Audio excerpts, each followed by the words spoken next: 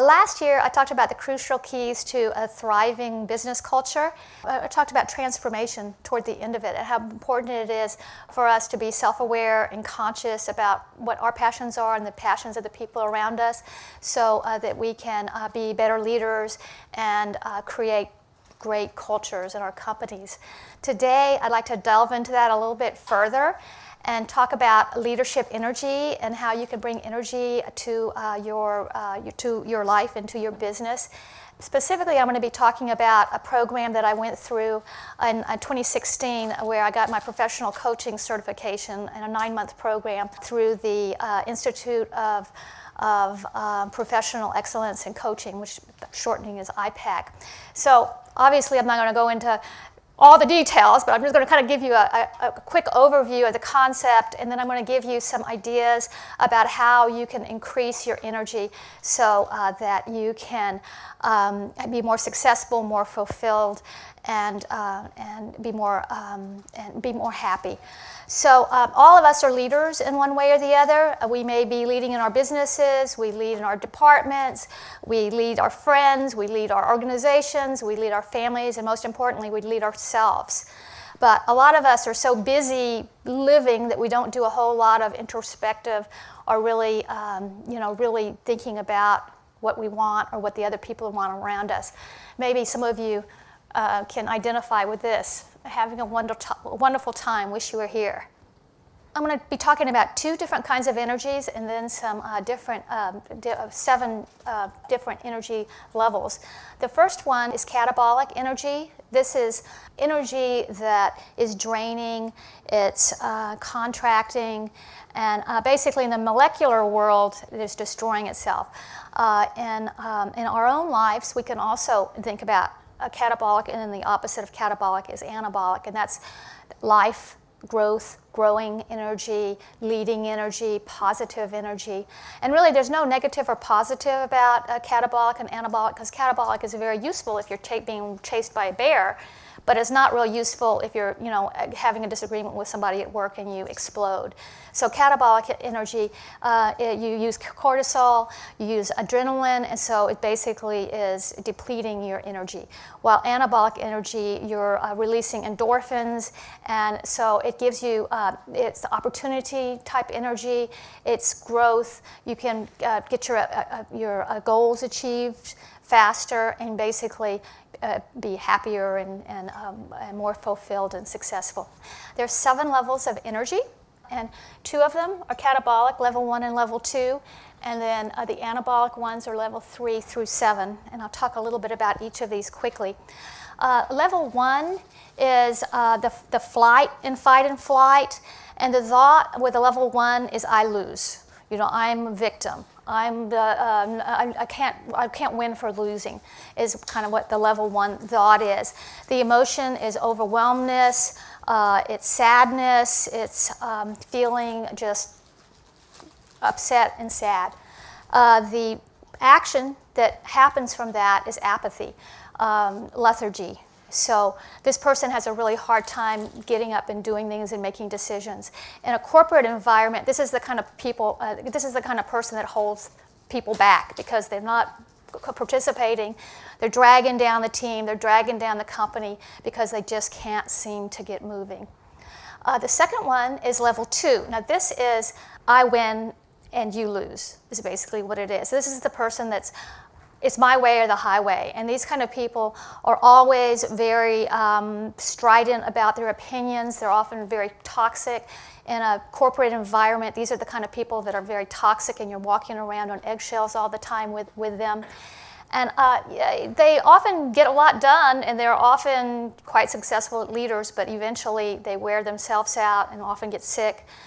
And they also often toxic to their people and make their people sick, and they really create terrible cultures and environments for the people around them.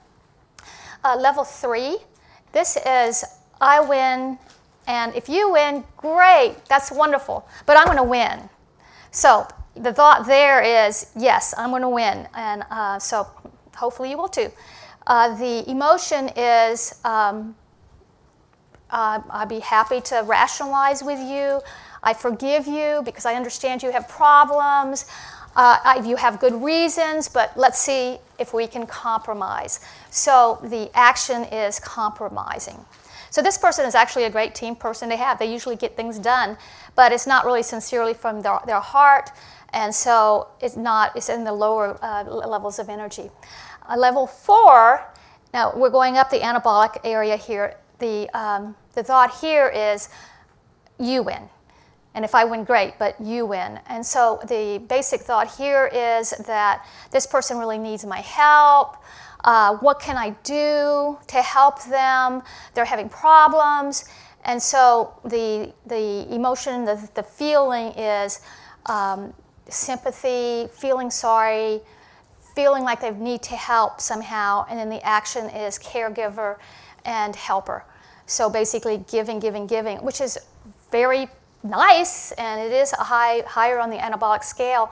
But what happens is the danger is that the person gives so much that they become overwhelmed and they become sick, and they could very easily fall into level 1 and level 2 because they're so overwhelmed. They start being resentful and they start being angry, like they're being taken advantage of.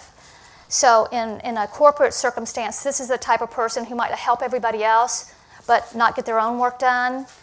On the other hand, they might be the kind of person who puts so much work in and works 24/7 and gets sick and then can't get their work done because they're at home sick. So advantages and disadvantages to every one of these energies. None of them are good, none of them are really bad, but they all have their pluses and minuses. Level 5, and this is a high anabolic level. This is really I win and you win, or nobody wins. A lot of leaders have this energy, so it really is about everybody, both people winning or nobody winning. The emotion is let's get along, let's make it work, let's be happy, let's include other people, let's think about everybody's point of view. So and this is a high, great leader level. And these people look for opportunities and they act on opportunities, and they tend to be very successful. Then the next level is 6, and as you raise some of these other levels, you become more and more into that level 6, because level 6 is really where you start tapping into the intuition.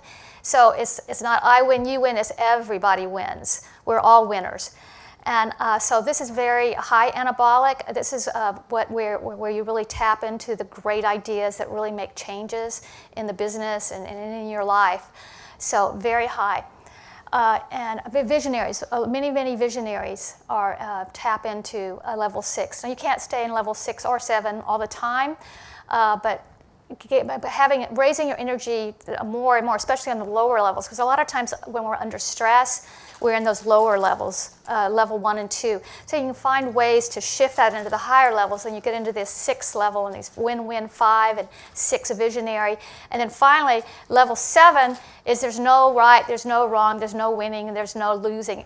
It is, and it's perfect. When you get into that level, you maybe tap into that occasionally. That's genius level. So our geniuses in the world kind of tap into that level 7. So again, they're all really wonderful in their own way, but really the growth-oriented ones are the anabolic. And the more that we can shift our energy up, the more successful we'll be in life and in our businesses, and be more fulfilled and happy. What I'd like for you to do is take about 3 or 4 minutes and think about these 7 levels, and think about how you might relate to them and what's going on in your life right now, particularly in the lower ones, but really in any of them, and some issues or some experiences you're having right now where you would like to raise them some. And then I'm going to talk about some ways that you might do that. Okay. Hopefully that got you thinking about it a little bit. So now I'm going to give you some ideas on what to do to raise your energy.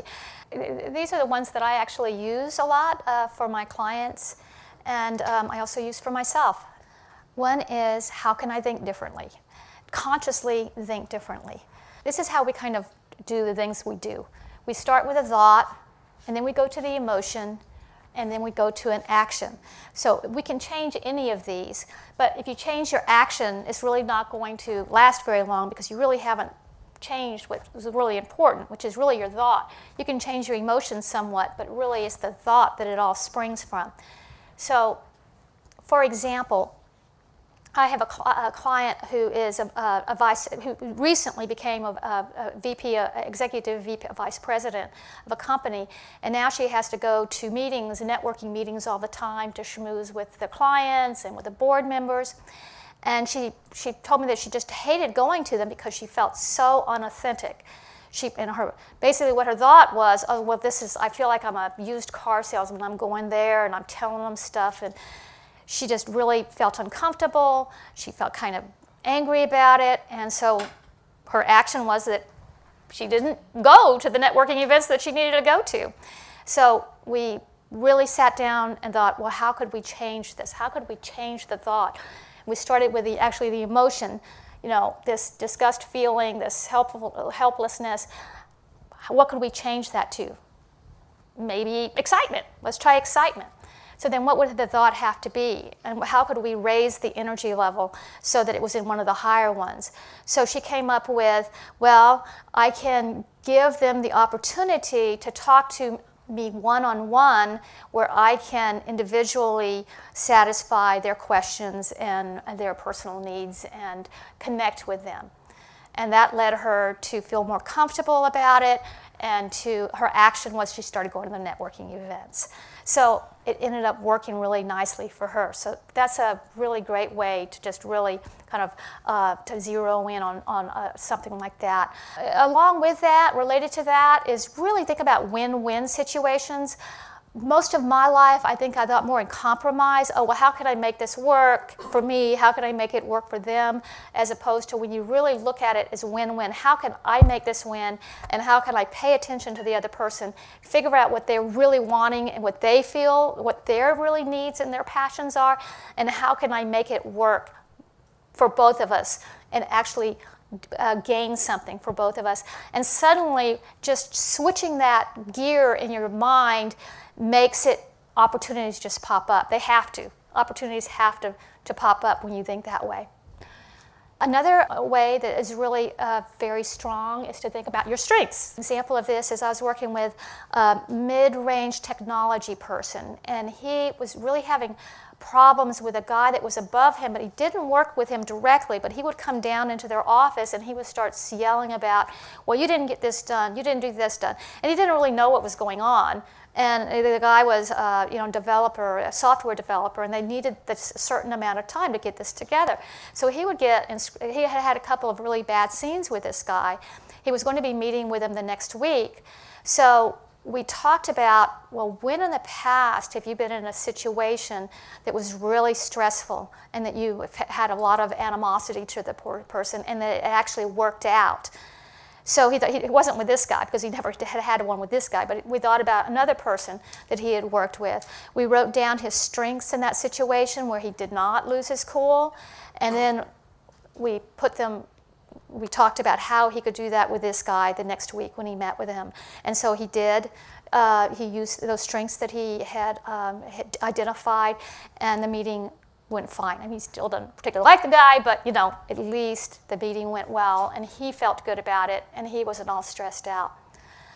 Another really important way to get into those higher levels of energy is goals. And we always hear about goals, but studies show that people with goals that stick to them really are more successful and get more done and have more achievements and are happier and more fulfilled.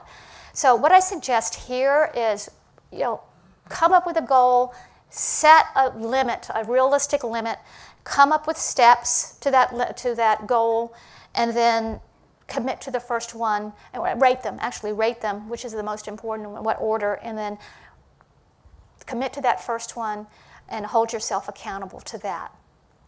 And that seems to, that really changes your thoughts, so you're not thinking negatively about, oh my gosh, it's so overwhelming. You've got to plan. And along with that, the accountability is really really important. We're much more likely to get our goals and our achievements when we have somebody who is watching our back, when we have somebody who's holding us accountable, when we have somebody who's cheerleading and supporting us and saying, yes, that's great. A great example of a cheerleader is my father, John Vanston. He always believes in me. He always helps me, whenever I need something. We all need to have people like that we can partner with. It could be a spouse, it could be a person at work, whoever. But it really, you need somebody to hold you accountable. Coaching is another way to hold yourself accountable. What's really wonderful about coaching as a coach, I've been coached and coached, is that it's very seldom in your life that you have someone's 100% attention. It's not about the coach, it's about you and your goals. And you don't have to talk about them, you talk about yourself and your goals and how you're going to achieve them. So having that one-on-one is really valuable. The last one I mentioned here is the power of mastermind. And this is, you have two or more people come together and it connects to a higher intelligence, whatever that you think that higher intelligence is, and amazing things happen. And I've been in masterminds, and as a matter of fact, my coaching sort of came, I decided to do the coaching sort of out of that mastermind, where I just, the resonation of it somehow, of the coaching kind of came out of that. So it's a really great way to connect with other people and be held accountable. And there's a lot of different avenues to masterminding. You can get a little group in your office together to meet once a week. You can be friends outside. There's organizations that have mastermindings. You put together, your own with other people that do the same thing you do in other companies. They have them online. So anyway, great thing to look into. So accountability and cheerleading is really, really important. Finally, assessments are really valuable, and there's a lot of assessments out there. There's DISC, there's several of them. And assessments, basically, they make you more aware of who you are, how you got there, how you react to people. Most of them are more personality-oriented, like DISC, and it's basically, well, who am I, how do I act, what do I think, and then that helps me relate to other people. The one that I'm actually certified in, which is through the Energy Leadership Index, is actually an attitudinal assessment. And so it basically shows where you are within the levels, the 7 levels when you're under pressure and under stress, and then when you're under your normal circumstances. And then you figure out ways to raise those. So you can change your attitudes, you can't really change your personality. So that's kind of the idea of it, is to raise that energy to higher levels. And I do have it's only 15 minutes online, and then there's an hour debrief. And I gave out a little card in case you're interested in that. Why don't we go back to those who wrote something down and take just a minute and think about how some of the ways I thought about raising the energy levels around these things that might be going on in your life that might help you. And I talked about strengths, I talked about win-win situations, I talked about thinking differently, consciously thinking differently. I talked about accountability and assessments too. So let's take about maybe a minute and just kind of real quick, for those of you who wrote something down, just kind of think about how you might use these in your life and your business. So I work on my own, but I do collaborate with freelancers and with other people in my environment. And the way I do that is I try to see what is it in there for them to work with me. Right. That's a very level 5 thinking. And as you get more into that, the more you do that, then you get that intuition. Because I know when you're doing that, suddenly more ideas pop up, and more ideas, and more opportunities, and then suddenly you've got something up there that is super special, and that's when you're getting into your intuition. Oh wow, yeah. So yeah, that's wonderful that you're doing that. Yeah, thank you. Did you have something, Deb? I think one of the things that'd be interesting to talk about here is just what works for people. Around the room, what is it that people find that they use or can use, or things they do, or things that other people do around them that changes their energy levels substantially? Consciousness, right? It's Consciousness of self-awareness. Just having that. I mean, otherwise, and also just, and that's part of consciousness, but keeping your focus outward rather than inward, and not worrying about how things affect. I mean, if you're looking at, trying to avoid being, at the bottom of your scale there, apathetic and defiant, and moving on up. I think it's just a matter of that, all those things, consciousness, awareness, but also focus outward, focus on others, and not necessarily focus on so much on that thing or that goal, but that overall, and I've never really heard of this in the context of energy. And at first I thought, well, what, energy, but I get it. I get what you're talking about. And I think that outward focus and consciousness takes you from here to that, right? So Emotional intelligence is a really big keyword right now, and it's really, they have all sorts of complicated descriptions of emotional intelligence, but it's really being aware of how you're feeling and how you're reacting, and being aware of also of what the other person is. And then your emotional intelligence goes up, your energy goes up, your communication skills go up. So it's all tied in with exactly what you're talking about. Taking that a step further, Carrie, obviously everybody in this room are level 6 and 7, but you have to deal with people who are 2 and 3, right? And I think one of the things that you might think about is what you can do to raise the level of the people that you're dealing with, the people that you're having trouble with. What can you do that will begin to, so they'll begin to think at one of these higher levels? And that's one of the things that a couple of my clients have had problems with, because they've had employees that have been not participate, or passive, and won't get their work done, and what are you going to do? And basically these same skills are ones that you can work with somebody else to try to shift their levels up. And the goal thing is really a big deal there too. Like, where do they have to be in a month? What are the steps that you might do to get them there? And if they don't hit those marks, what are you going to do? And sometimes with these kind of people, you really need to move them out, and sometimes you can shift them up. And even leadership. A lot of times leadership, really drag the company down because of their energy level is so low. One form of energy got the leader to where he was, and then that same form of energy starts failing them when they get to a certain level. I'm thinking about Kalanick and Uber.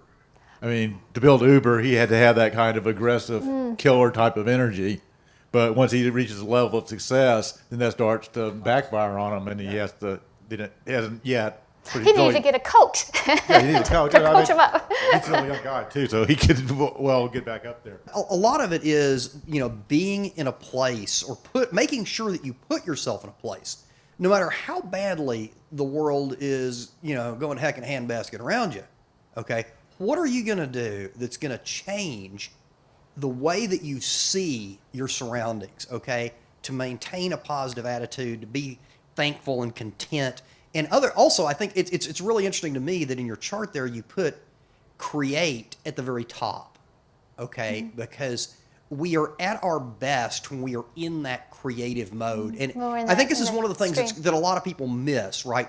Every job, and one of the things I've realized is I'm an engineer, okay? So when you start talking about like accounting and tax stuff, this is like the most boring thing on the planet to me, all right? So I come to this conference, and what I've realized is there's a lot of creativity that goes into solving even problems like that, which I had no idea about.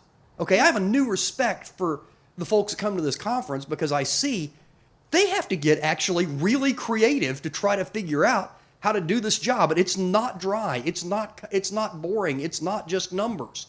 Okay, there's some neat stuff. I'm going to say one more thing, and that is that I think part of this is, if you're going to come up with a lasting change, you wind up needing to change yourself. And there's an old Scottish saying that says, how's it go? Sow a thought, reap an action. Sow an action, reap a habit. Sow a habit, reap a character. Sow a character, reap a destiny. One of the things you said about positive attitude, it's not just positive attitude, it's positive action. It's opportunist action. So, it needs to be taken that next step. But yeah, I totally agree with everything you said. That's important stuff. For me and for the people I've worked with, This whole system, the 7 levels, have kind of changed the way they look at their lives, and they changed the way they look at the people around them, and kind of given them a foundation to be the kind of person that they want to be. So I hope you kind of think about it a little bit. We have 33 foundational principles at IPEC, and this is my favorite. Each moment describes who you are and gives you the opportunity to decide if that's who you want to be. So I hope you become more self-aware and conscious, and some of these things help you. Does anybody have any questions?